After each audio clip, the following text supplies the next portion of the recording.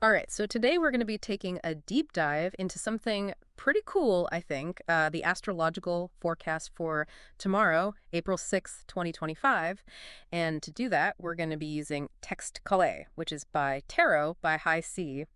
And basically what we're going to try to do is, kind of like sift through all of the cosmic stuff and give you the practical insights, the main energies, the things that are going to be influencing the day ahead so that you can move through it with more awareness and maybe even like, make the most of whatever comes up. Yeah, like understanding those currents that are underneath everything. Yeah, exactly. Yeah, the undercurrents. Yeah, so it's about finding out what those main themes are, like how they're going to shape the way we experience things tomorrow and the decisions that we make. Okay, cool. So let's just jump right in. Let's do it.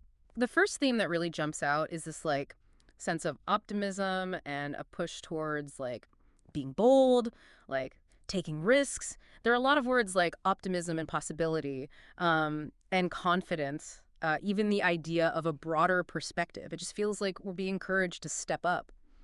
Yeah, and what's really interesting is that this optimism, it's not just like a passive feeling, you Yeah. know? It's like it really suggests that if you start new things tomorrow or you express yourself more confidently, like you're more likely to have things actually go well, Because the source even mentions like making our truth known and um, showing off what we're proud of.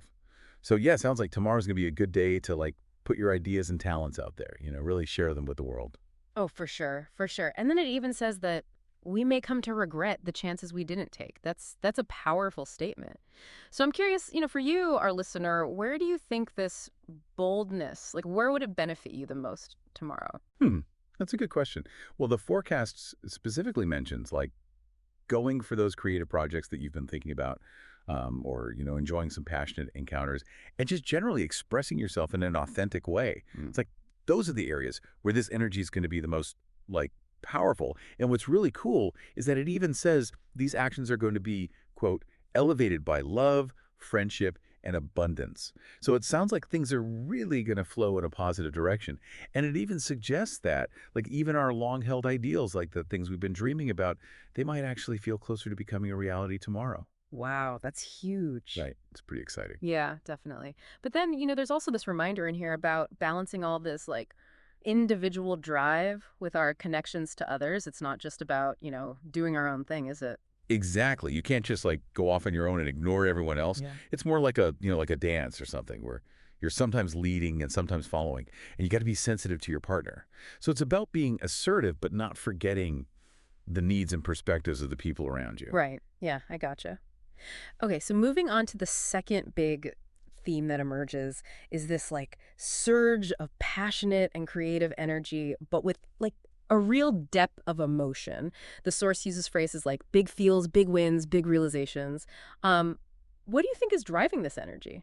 Well, what really stands out to me is this idea of like a boost in optimism, confidence, generosity, and charisma all at the same time.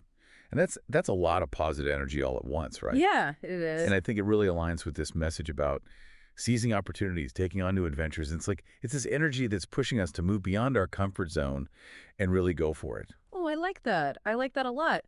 But then there's this caution too to like keep emotional boundaries. So with all of this energy swirling around, why do you think it's so important? For you listening, why is that so important tomorrow? Yeah, that's a good point. I mean, when emotions are so like amplified, it can be easy to give too much of yourself emotionally or to like get swept up in other people's feelings.